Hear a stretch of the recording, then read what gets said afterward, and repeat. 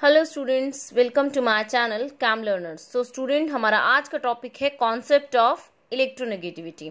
देखिए, ये बहुत ही इंपॉर्टेंट कॉन्सेप्ट है फॉर 11th 12th आईआईटी की जो प्रिपरेशन कर रहे हैं या नीट की प्रिपरेशन कर रहे हैं या जो एडवांस स्टडी कर रहे हैं। क्यों गाइस? क्योंकि ये एक ऐसा कॉन्सेप्ट है जो हमारे केमिस्ट्री के तीनों पार्ट्स में अप्लाई होता है, फिजिकल में भी, ऑर्गेनिक में भी और इनऑर्गेनिक में भी।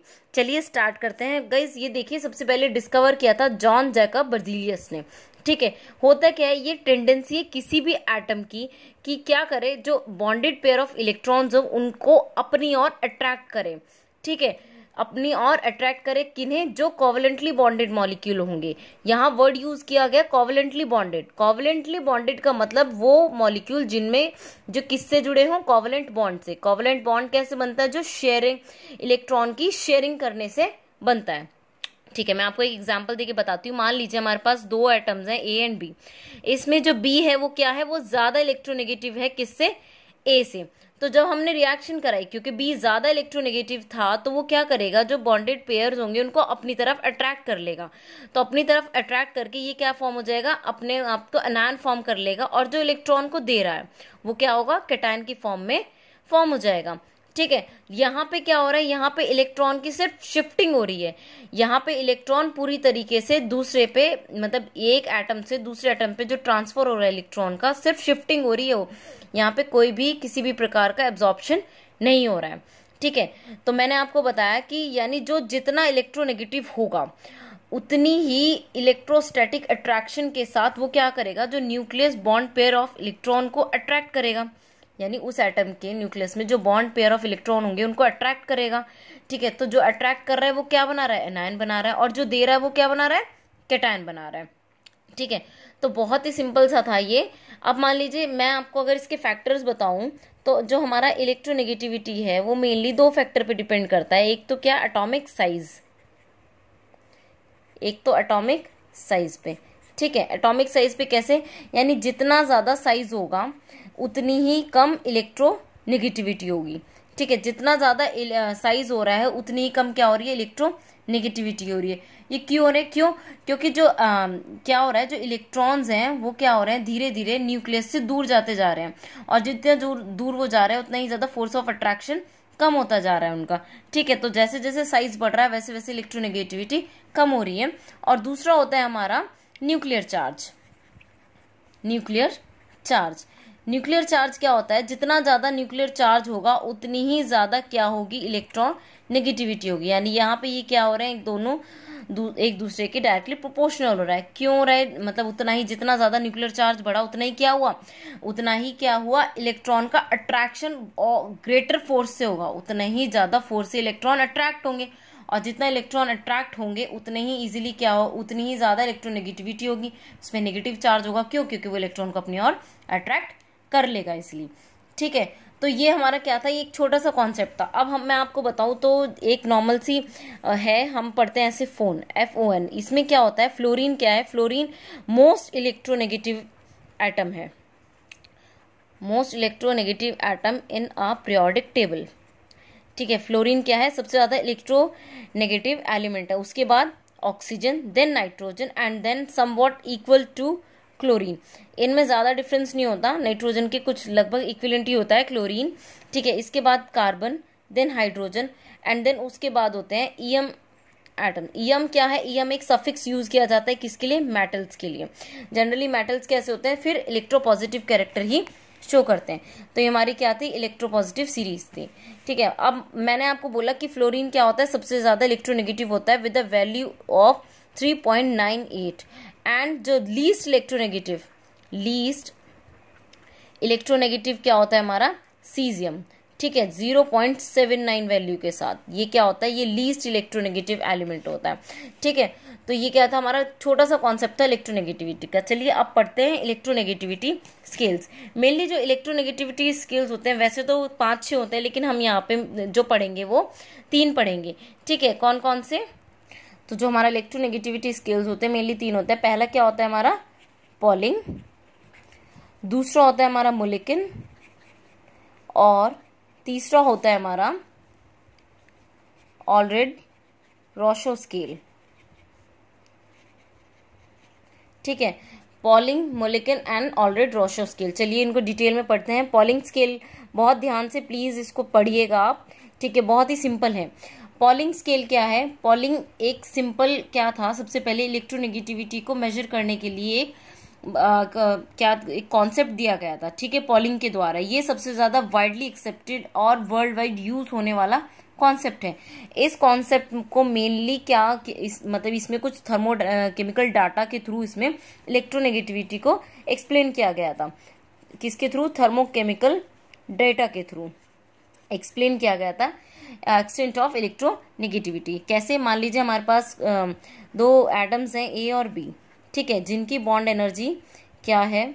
ए, बॉन्ड एनर्जी है ए से बी, ठीक है, और साथ में हमारे पास कोई भी मतलब एक बॉन्ड एवरेज है कि दो मॉलिक्यूल्स का, दो एटम्स का एक बॉन्ड एवरेज है, यानी एक बॉन्ड एवरेज है किसका? दो एटम्स का, ए एंड बी, इनका क्या है हमारे पास? बॉन्ड एवरेज है, ठीक है। तो जो ए और बी होगा, इनका जो बॉन्ड एवरेज होगा वो ए बी से क्या होगा? कम होगा। ए बी का जो बॉन्ड एवरेज होगा वो ए बी से कम होगा। क्यों होगा? क्योंकि देखिए एक सिंपल सी बात है, जो जितना इलेक्ट्रोनेगेटिव होगा उतनी ही ज्यादा बॉन्ड स्ट्रांग होगा।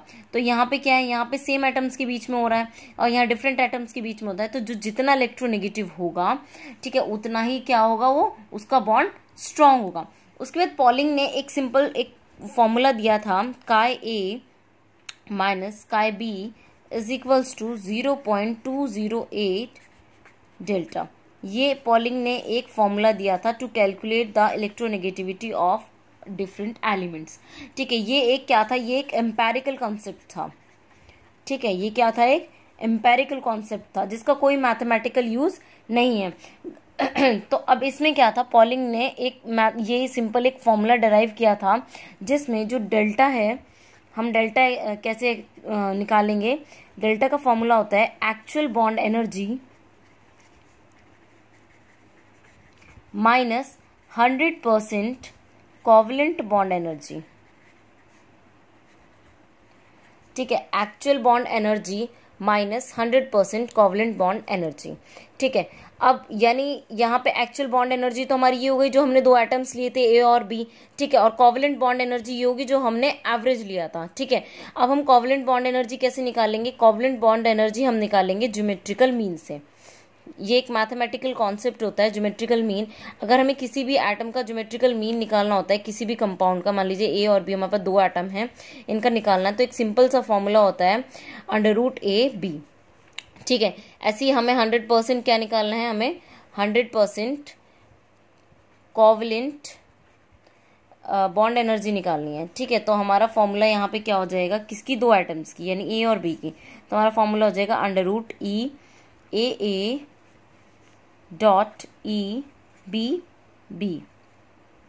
ठीक है। तो ये क्या हो गया? 100% कोवलेंट बॉन्ड एनर्जी हो गई। अब हम इसको, हमारे पास क्या हुआ? डेल्टा में actual bond energy. Actual bond energy मैंने आपको अभी बताई कि हमारी एक्चुअल क्या है? एक्चुअल है हमारी E/A-B, ठीक है। तो ये हमारी एक्चुअल हो गई, ये हमारी कोवलेंट हो गई। अगर हम फॉर्मूले में रखते हैं तो chi A minus chi B is equal to 0.208 under root delta, यानी actual bond energy E/A/B, actual bond energy minus 100% covalent bond energy, यानी √E/A/E/B, ठीक है। तो ये क्या दिया उसने? एक फाइनल फॉर्मूला दिया जिससे हम क्या कर सकते हैं? किसी भी एटम की, किसी भी एलिमेंट की इलेक्ट्रोनेगेटिविटी को एक्सप्लेन कर सकते हैं। एक चीज याद रखिएगा, जो बॉन्ड एनर्जी होती है वो हमेशा बॉन्ड एनर्जी किलो कैलोरी पर मोल में हमेशा कैलकुलेट होती है, ठीक है। तो ये हमारा किसने दिया था? पॉलिंग ने दिया था। दूसरा हमारा जो दिया था वो किसने दिया था? वो दिया था मोलिकन ने। सेकंड क्या था हमारा?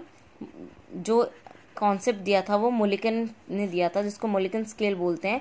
ये बहुत ही सिंपल कॉन्सेप्ट है।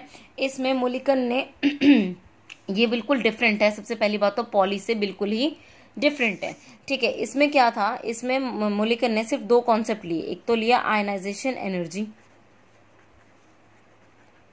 ठीक है, और एक उसने लिया इलेक्ट्रॉन एफिनिटी। उसने इसमें क्या कहा कि जो सम होता है आयनाइजेशन एनर्जी और इलेक्ट्रोनेगेटिविटी का, ठीक है, सम कहें, या फिर मैं कहूँ जो एवरेज होता है, एवरेज ऑफ आई यानी electron energy plus electron affinity, यानी ये जो एवरेज है आई, ये क्या बताता है, ये किसी भी एलिमेंट की इलेक्ट्रोनेगेटिविटी को बताता है। यानी अगर मैं फॉर्मूला बताऊं, यानी मोलिकन स्केल के according I plus E A upon 2, ठीक है, ये क्या था, मोलिकन स्केल के अकॉर्डिंग कॉन्सेप्ट था। अब एक बात और बताती हूँ आपको, जो मोलिकन स्केल होता है वो 2.8 टाइम्स मोर होता है पॉलिंग से। किससे? पॉलिंग से 2.8 टाइम्स मोर। यानी अगर हम मोलिकन स्केल की बात करें तो ये क्या है, ये 2.8 टाइम्स है किसके? पॉलिंग स्केल के 2.8 टाइम्स है। तो ये एक सिंपल सा था जो पॉलिंग ने दिया था, ठीक है। अब ये बहुत ही सिंपल और बहुत ही इजी है, लेकिन वाइडली यूज्ड पॉलिंग होता है। गाइस जो हमारा तीसरा था वो था ऑलरेड रोशो। तो जो हमारा तीसरा था वो दिया AR स्केल ऑलरेड रोशो। ये क्या था, इसमें बोला गया कि जो भी इलेक्ट्रोस्टैटिक फोर्स ऑफ अट्रैक्शन है, यानी किसी भी न्यूक्लियस के द्वारा जो इलेक्ट्रोस्टैटिक फोर्स ऑफ अट्रैक्शन लगाया जा रहा है, ठीक है, किस पे? वैलेंस इलेक्ट्रॉन पे, उसके द्वारा हम क्या निकाल सकते हैं, किसी भी एलिमेंट की इलेक्ट्रोनेगेटिविटी को निकाल सकते हैं, ठीक है। मतलब कि आप बात कर रहे हैं किसकी? इलेक्ट्रोस्टैटिक फोर्स की। यानी जो न्यूक्लियर चार्ज है और जो आउटर मोस्ट ऑर्बिट के इलेक्ट्रॉन है उनके बीच में जो इलेक्ट्रोस्टैटिक फोर्स ऑफ अट्रैक्शन है उसकी। इसके लिए उसने बेसिकली क्या दिया था, एक डायरेक्ट फॉर्मूला दिया था उसने, जिसकी फॉर्मूला था 0.359 into Z effective upon radius का स्क्वायर प्लस 0.744। ये उसने डायरेक्ट एक फॉर्मूला दिया था। यहाँ मैं डिराइव तो नहीं करके दिखाऊंगी कि ये इतना इंपॉर्टेंट नहीं है आपको, लेकिन वैल्यू पता होनी चाहिए जिससे हम इजीली किसी भी एटम की इलेक्ट्रोनेगेटिविटी को क्या कर सकते हैं, कैलकुलेट कर सकते हैं।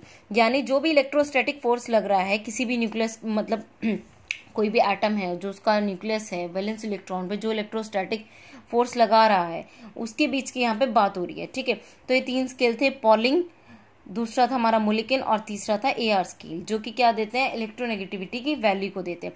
होप सो गाइस आपको समझ आया होगा, बहुत इजीली कंसेप्ट है। अगर समझ आया तो प्लीज मेरी वीडियो को लाइक, शेयर एंड सब्सक्राइब जरूर कीजिएगा और बेल आइकन को क्लिक कीजिएगा। Thank you for watching.